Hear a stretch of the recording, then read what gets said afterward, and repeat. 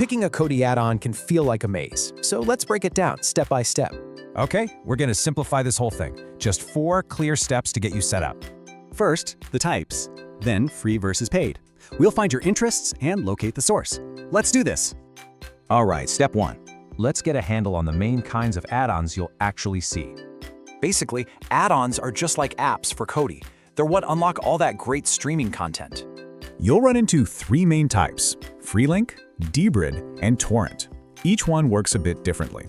Step 2 is your big choice. Go the free route or opt for a paid debrid service. Free links are, well, free, but they can be unreliable. Debrid costs a bit but gives you solid links.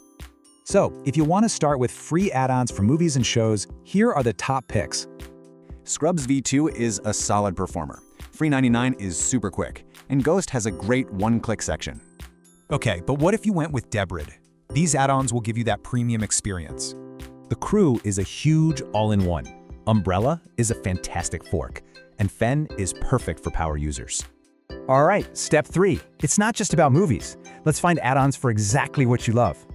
Want LiveTV? Samsung TV Plus and Plex live stream channels from all over the world. Super cool. And for all you sports fans out there, Daddy Live, Sport HD, and The Loop are your go-tos. Anime lover? You've got to check out Otaku and watch Nicktoons too. They have massive libraries. Okay, last step, and this one is crucial. You've picked an add-on. Now where do you get it? Here's the deal. Add-ons live inside something called a repository. You install the repo first. So here are the addresses, the URLs, for some of the best repos. This is what you'll need. And that's it. You know the types, you've seen the top picks, and you know how to find them.